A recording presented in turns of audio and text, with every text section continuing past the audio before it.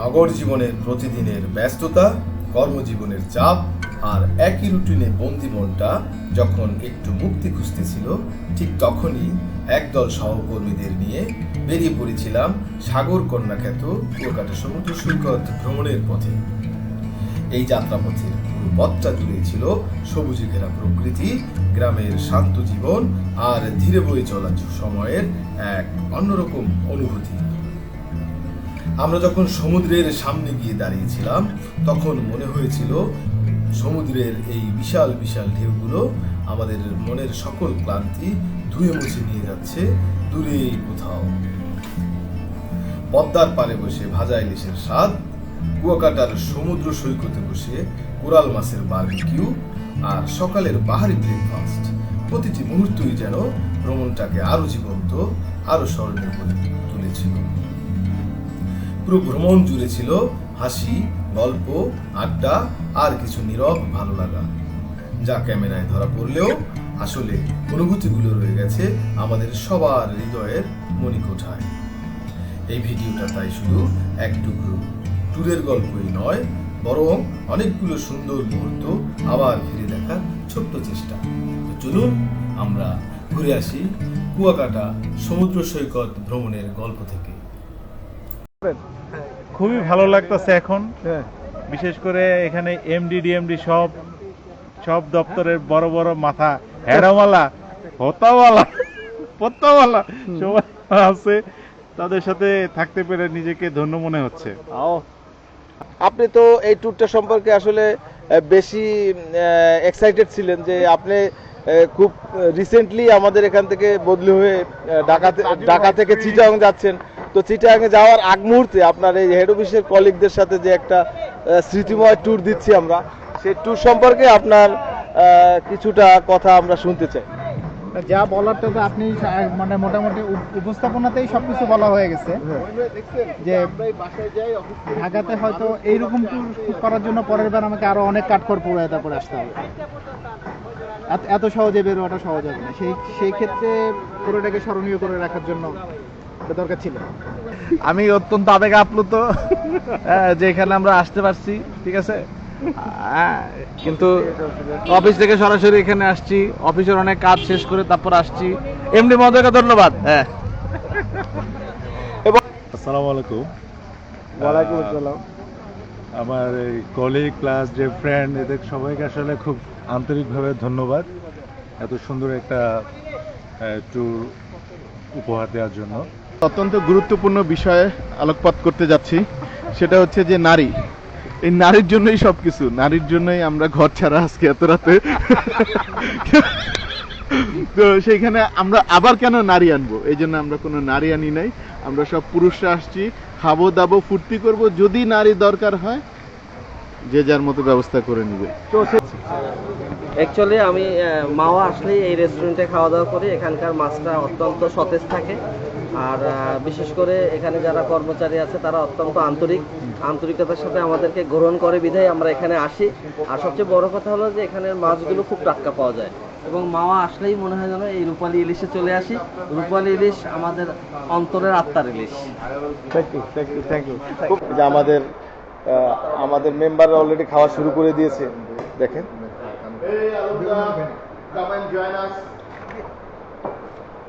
এই যে ইলিশ মাছের মাথা ফ্রাই করা হয়েছে আলাদাভাবে, এবং বেগুন ভাজি, সাথে রয়েছে ভর্তা, এবং এই যে আমাদের ইলিশ মাছ এসে গেছে।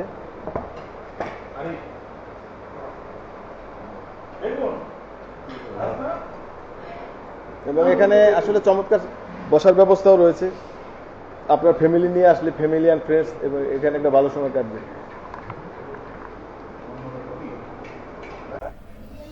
মাওয়ায় আমরা ইলিশ মাছ দিয়ে ভাত খাওয়ার পরে আমরা রওনা দিয়েছি পদ্মা সেতুর টোল প্লাজা এই মুহূর্তে। এবং টোল প্লাজা পার হয়ে আমরা যখন যাচ্ছি তখন কিন্তু রাত 2টা বাজে, তারও বেশি। তো ঠিক পদ্মা সেতুর এই যে দেখতে পাচ্ছি আমরা টোল দিলাম, টোল দিয়ে এখন আমরা রওনা দিলাম আবার এক্সপ্রেস ওয়ে ধরে কুয়াকাটার উদ্দেশ্যে।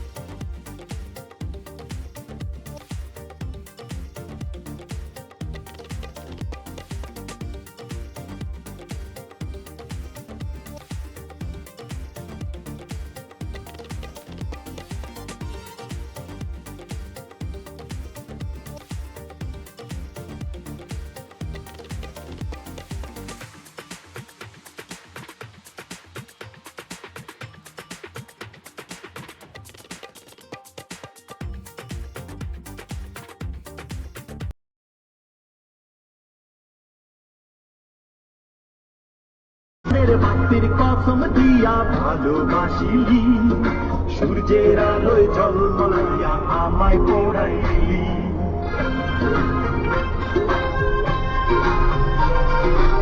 বরিশাল ক্যাডেট কলেজ,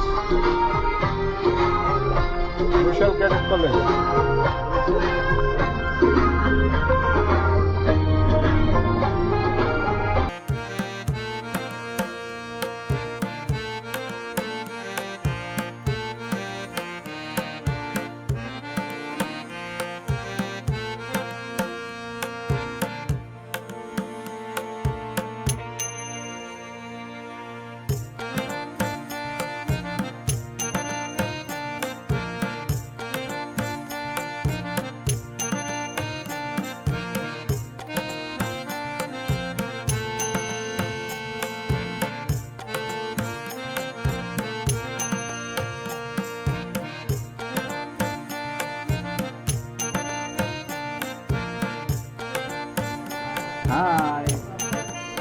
এবং সারা রাত জার্নি করে সবার চেহারা একদম বিধ্বস্ত। আমরা এখন রুমে যাব এবং রুমে গিয়ে ফ্রেশ হয়ে তারপর আমরা বিচে যাব। Let's go. হোটেলের ওয়েটিং রুমটা কিন্তু অনেক বড়, এখানে বসার খুবই সুন্দর ব্যবস্থা রয়েছে। আর এটা রিসিপশন। আমরা এখন হোটেলের 5 তলায় উঠেছি লিফট দিয়ে। এখানে হোটেলের যে লবিটাও কিন্তু অনেক প্রশস্ত এবং লবি থেকে যে ভিউটা দেখা যায়, দেখেন একেবারে সবুজ গ্রিনারি একটা চোখে পড়বে আপনাদের। তো আমাদের খুবই ভালো লেগেছিল এত সবুজ। আর এই হোটেলের রুমের ভিতরটা, এখানে 2টা কিং সাইজের বেড রয়েছে, একদম অনায়াসে 4 জন থাকা যায়। সোফা সেট রয়েছে, রয়েছে টিভি এবং এই জানালা দিয়ে যে বাইরের ভিউটা, সেটাও কিন্তু প্রত্যেকটা রুমের সাথে খুবই সুন্দর। দেখেন একেবারে সবুজ বনানীতে ঘেরা, মাঝখান দিয়ে লেক রয়েছে এবং এই লেকের পাশে যে রিসোর্টের কটেজগুলো আসলেই অত্যন্ত সুন্দর এবং মনোরম। আমাদের ভালো লেগেছিল খুবই এই ভিউগুলো। এবং কিছুক্ষণ পরে আমরা হোটেলে রেস্ট করে আমরা এই যে দেখতে পাচ্ছেন সুইমিং পুল, আমরা উপর থেকে ভিডিও করছি, এই সুইমিং পুলে গিয়ে আমরা একটু পরে সাঁতার কাটবো।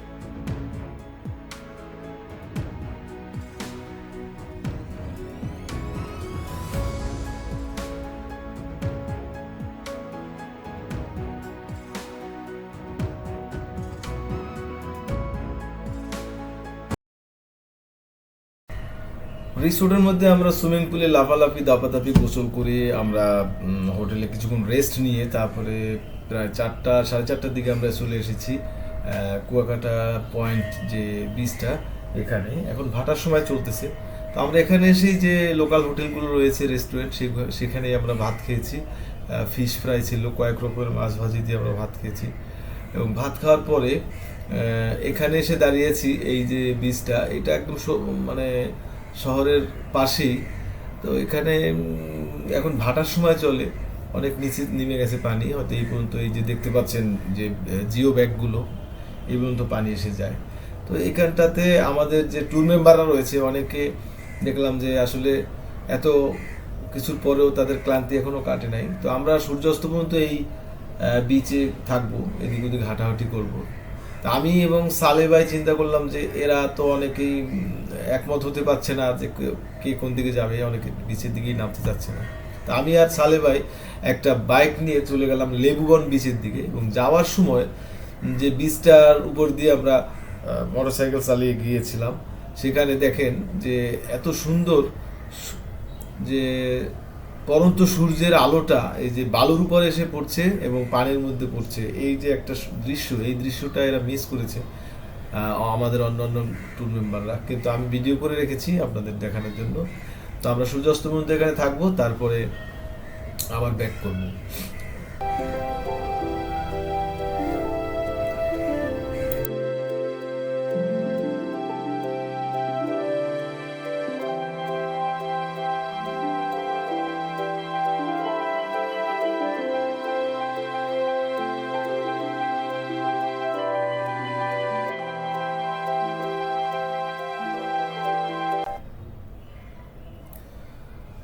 সূর্যাস্ত দেখার পরে আমরা বিচের উপরে যে ভেরিবাদ আছে, ভেরিবাদ দিয়ে হাঁটতে হাঁটতে পূর্ব দিকে আসতে শুরু করলাম, এবং পূর্ব দিকে কিছুক্ষণ হাঁটার পরেই বাম পাশে একটা মাছের বাজার দেখতে পাবেন। এই মাছের বাজারটা একটু ভিন্ন রকম, এরা আপনি পছন্দ করে দিবেন মাছ, এবং তারা সেই মাছটাকে বারবিকিউ করে দিবে বা ভাজি করে দিবে, হোয়াটএভার আপনি যেটা চান সেইভাবে। এই যে দেখেন এখানে কাঁকড়া দেখা যাচ্ছে, সামুদ্রিক কোরাল মাছ দেখা যাচ্ছে, নানান ধরনের সামুদ্রিক মাছ রয়েছে। তবে টুরিস্ট স্পট এটা, যেহেতু এখানে প্রাইসিংটা একটু বেশি, আমরা দরাদরি করেছি অনেক, খুব একটা কমাতে পারিনি। আমাদের জাহিদ ভাই অনেক দাম দর কষাকষি করেছিল, কিন্তু খুব একটা লাভ হয়নি। আর আমাদের মেম্বাররা, আসলে ট্যুর মেম্বাররা এখানে এসে খুব ঘেমে যাচ্ছিলাম, এত গরম লাগতেছিল সন্ধ্যার পরে। দেখেন সবাই একেবারে গলদঘর্ম যে তাকে বলা হয়, ঘেমে নিয়ে একাকার। তো আমরা এখানে অর্ডার দিয়েছি, অপেক্ষা করব, আর আধা ঘন্টা বসতে হবে, তারপরে মাছ ফ্রাই আসবে, বারবিকিউ, আমরা সেটা খাবো সবাই মিলে পরোটা দিয়ে। তারপরে আমরা আরো কিছুক্ষণ থাকবো এবং তারপরে হোটেলে ফিরে যাব।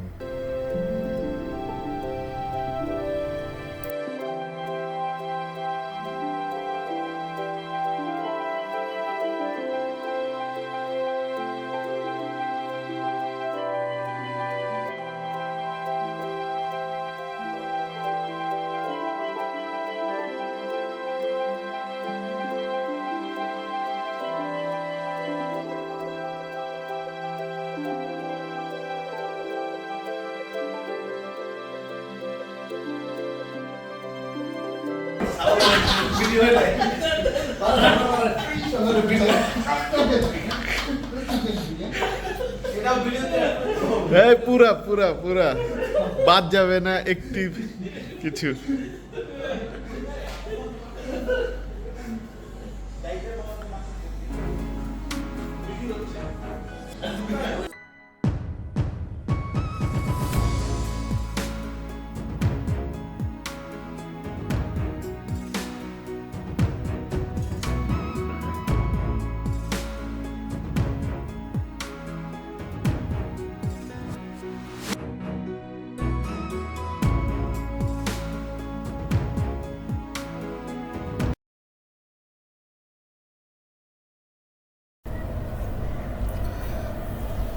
তো গত রাতে আমরা হোটেলে অনেক হাসাহাসি, গল্প, মাতামাতি, আড্ডাবাজি করে সকালে ঘুম থেকে উঠে হোটেলের আমরা ব্রেকফাস্ট করেছি, এবং ব্রেকফাস্ট সেরে ঢাকার উদ্দেশ্যেই রওনা দিয়েছি। তো পথে মধ্যে আমরা ভাবছিলাম যে পায়রা পোর্টটা ঘুরে যাব। এখানে আপনারা জানেন একটা পোর্ট হয়েছে যেটা পায়রা বন্দর নামে পরিচিত। তো পায়রা বন্দর কর্তৃপক্ষের গেটে এসে আমরা জানতে পারলাম যে আজকে যেহেতু শনিবার, ভিতরে কার্যক্রম বন্ধ আছে, যার কারণে আমরা আসলে ভিতরে ঢুকতে পারিনি। এখানে যে দায়িত্বরত সিকিউরিটি অফিসার আছিল তাকে আমরা জিজ্ঞাসা করেছিলাম, তিনি বললেন যে যদি খোলা থাকতো তাহলে হয়তো ঊর্ধ্বতন কারো কাছ থেকে পারমিশন নিয়ে আমরা ঘুরতে পারতাম, কিন্তু আমরা শনিবার হওয়াতে ঘুরতে পারিনি। এখানে কিছুক্ষণ দাঁড়িয়ে দেখলাম নতুন পোর্ট, তারপরে আমরা এখান থেকে আবার ঢাকার উদ্দেশ্যে রওনা দিয়েছিলাম। তো এই ছিল আসলে আমাদের কুয়াকাটা ট্যুরের গল্প। আমরা আরও অনেক আনন্দঘন মুহূর্ত রয়েছে যেগুলো আমরা আসলে ভিডিওতে অ্যাড করতে পারি না, ভিডিও আরও বড় হয়ে যেত, আপনারা হয়তো ধৈর্য থাকতো না এত বড় ভিডিও দেখার জন্য। তো আবার অন্য কোনো একটা ট্যুরের ভিডিও নিয়ে আপনাদের সামনে হাজির হব। আজকে এই পর্যন্তই। সবার সুস্বাস্থ্য কামনা করি এবং সবাই ভালো থাকবেন, এই শুভকামনায়। আল্লাহ হাফেজ।